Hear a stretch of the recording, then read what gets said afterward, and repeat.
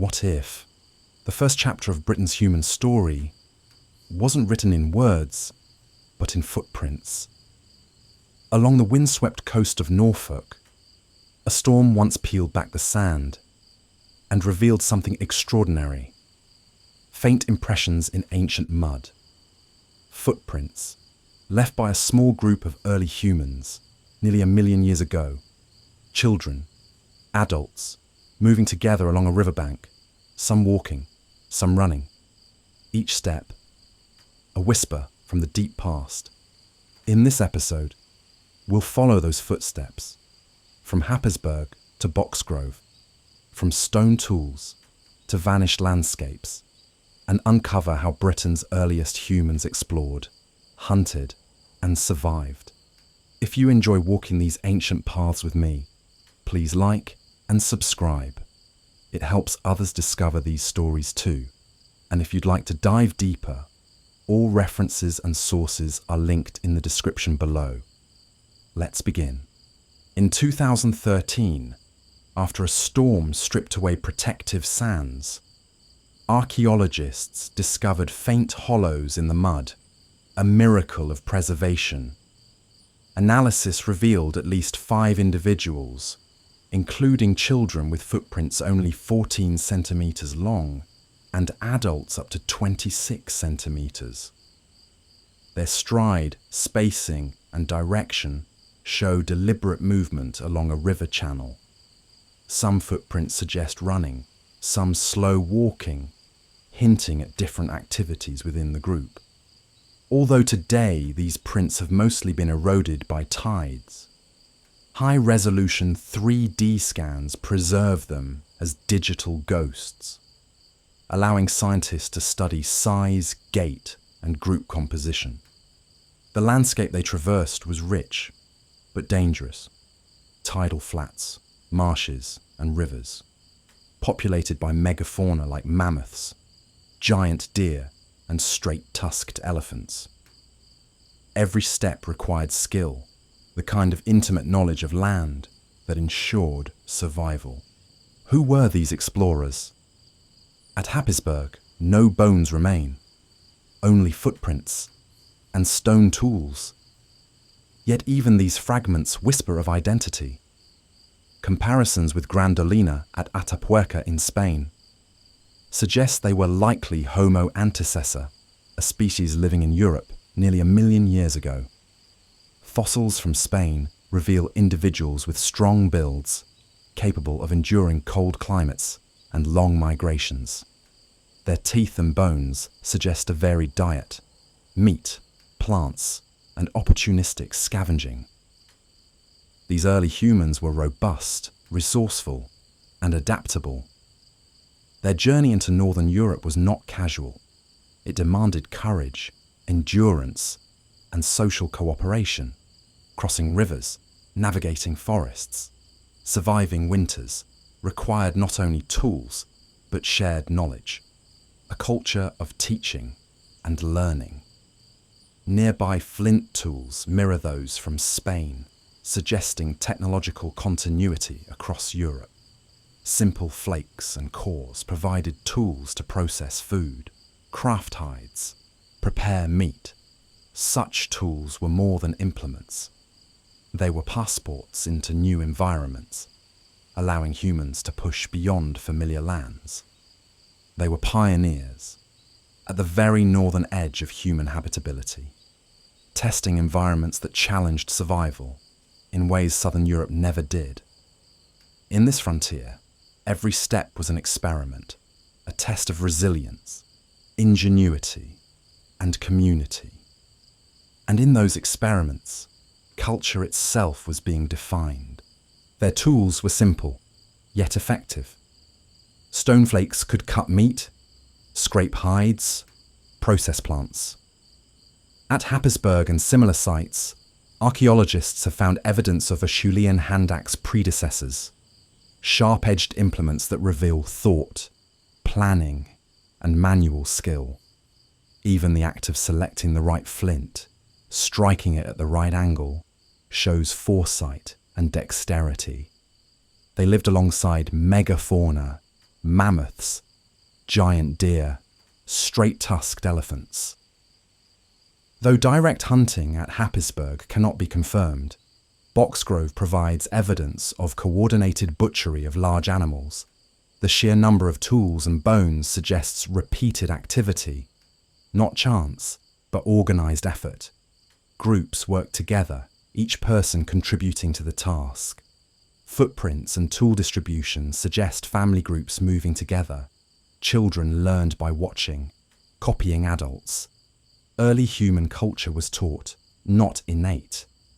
Knowledge was passed hand to hand, generation to generation. In these moments, survival became tradition. Seasonal movement was likely critical. They may have followed migratory herds, tracked fish runs in rivers, or harvested shellfish along estuaries. Such movements required memory of landscapes and the ability to predict when resources would appear. These movements reveal logistical thinking, planning routes, timing movements, sharing knowledge. Survival was not random, it was strategy. And strategy meant community. Every tool struck from flint, every path chosen across marsh or river was part of a larger plan. A quiet choreography of survival on the edge of the world. Other English sites deepen the story and reveal how culture was taking root. At Pakefield, Suffolk, flint tools, nearly 700,000 years old, mark one of the earliest human presences in East Anglia. Scattered across ancient river terraces, they show that humans returned again and again, exploiting resources when climates allowed. These tools are small, simple flakes, yet their very presence speaks of persistence. People adapted to shifting coastlines, changing rivers, unpredictable weather. Each return was a decision, a memory carried forward. Culture here was not permanence, but resilience. The ability to re-enter landscapes, to remember where food and flint could be found, and to teach those places to the next generation. Now, at Boxgrove, West Sussex, discoveries are even richer. A partial tibia and incisors reveal robust individuals, tall, muscular, resilient. Hundreds of hand axes and carved bone tools show advanced butchery and skill. Boxgrove's tools suggest planning, apprenticeship, the passing of knowledge. But Boxgrove is more than a butchery site. It is a rare place where bones, tools, and activity converge, a snapshot of daily life frozen in time. Here we glimpse not just survival, but teaching. The rhythm of flint knapping, the correction of mistakes, the patience of elders guiding younger hands. Boxgrove reminds us, culture is not only about art or monuments, it begins with practice, repetition, transmission. To shape a hand axe was to shape identity. To butcher an animal together was to affirm belonging. These acts were communal, embedded in the fabric of survival, in Pakefield's scattered flakes and Boxgrove's dense activity. We see two sides of early human culture in Britain, persistence and practice. One shows the courage to return, again and again, to a challenging landscape. The other shows the patience to teach, to refine, to pass knowledge forward. Together, they reveal that even in deep prehistory, culture was already alive, fragile, practical, enduring. Beyond England, the record is patchy, but revealing. In Scotland, at Houben Farm, Upper Paleolithic flints date to 13,000 BC. On the Isle of Skye, tools from 11,000 to 11,500 years ago show post-Ice Age recolonization. Older traces are sparse. Glacial erosion likely destroyed Lower Paleolithic evidence. Yet the rugged landscapes of Scotland remind us how difficult northern survival must have been. Cold winds, shifting ice, and short days made every journey a test of endurance. In Wales, no confirmed lower Paleolithic settlements comparable to Happisburgh or Boxgrove have been found. The terrain, shaped by glaciers and sea, may have erased or buried evidence. Still, scattered finds hint at brief visits, moments when humans probed the land before retreating south. In Northern Ireland, the record is similarly thin. No confirmed early hominin evidence survives. Yet recent redating of bones suggests humans may have been present far earlier than once believed. These gaps remind us early humans were explorers, cautiously probing northern regions when conditions allowed, but not yet permanent settlers. Their presence was fleeting, experimental, always at the mercy of climate and chance. And in those fleeting visits, we glimpse the courage of exploration itself. The footprints and tools reveal something more than simple survival. They reveal community. Each trackway suggests groups moving together, elders, adults, children, and each tool, shaped and sharpened, carries the imprint of shared knowledge passed from one person to another. Acheulean hand axes were not crude experiments. They required foresight, skill, and an understanding of materials, choosing the right stone, striking it at the right angle, imagining the final form before the first blow was made. Such craftsmanship didn't happen in isolation. It hints at teaching, practice, and generations refining techniques over hundreds of thousands of years. Bone tools, too, point toward cooperation. Tasks divided among groups, resources shared, wisdom accumulated over countless journeys. These early humans were doing more than surviving. They were teaching culture, movement, and strategies for life in a challenging landscape. They were showing the young how to read the terrain, where fresh water pooled after rain, how herds migrated with the seasons, and how to shape stone so it could shape a life. Even temporary settlements like Happisburgh acted as laboratories on the edge of the world, places where families paused, observed, experimented, and exchanged ideas. Here, on the northern frontier of human presence in Europe, knowledge was tested and transferred. Each visit, each campfire, each tool deliberately crafted, helped shape the trajectory of human history in Britain. These sites remind us that culture does not begin with art or monuments, or even language carved in stone. It begins with teaching, with imitation, with the simple yet profound act of passing on what you know so another can survive. The moment a hand guided a younger hand, the moment someone demonstrated how to strike flint so it sheared just right. That was culture. That was identity forming, memory taking shape, humanity learning to endure, not as individuals, but as communities. In these small acts, quiet, repeated, almost invisible across deep time, humanity was forged.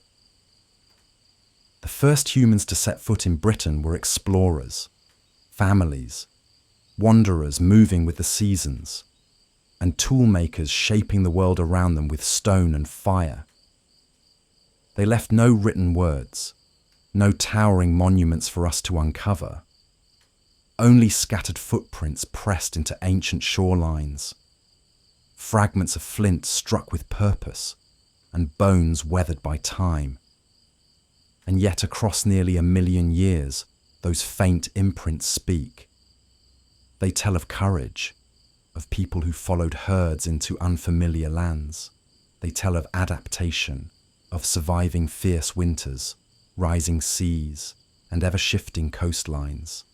And they tell of curiosity, a restlessness that carried them from the plains of Europe to the edges of a colder, wilder island, from the windswept beaches of Norfolk to the chalky hunting grounds of Boxgrove, and even, at times, as far as the rugged glens of Scotland, humans tested the boundaries of this place. Some regions they visited only briefly, never settling for long. Others became seasonal refugees, returned to again and again as climate allowed. But whether their stay was fleeting or frequent, the story of Britain's earliest people had quietly begun, not with ceremony, but with a few tentative steps in mud and a spark of ingenuity that would echo through the ages. Their legacy isn't measured in stone walls or temples.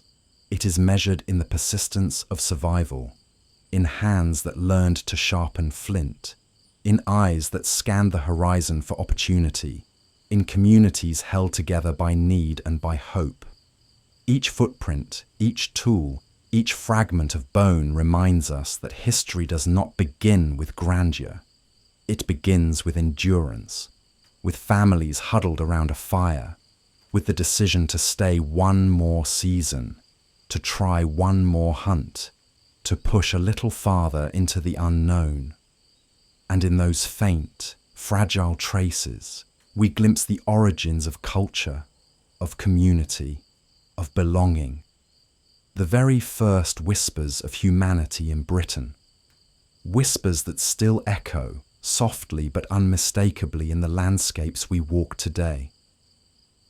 Thank you for walking these ancient paths with me, from the fragile footprints preserved in Norfolk to the masterfully crafted tools at Boxgrove. We've traced the courage, resilience, and ingenuity of Britain's earliest people. Their story reminds us that history is not only carved in monuments or written in books. It is whispered in mud, in stone, and in bone, in the quiet traces left by lives lived long before our own.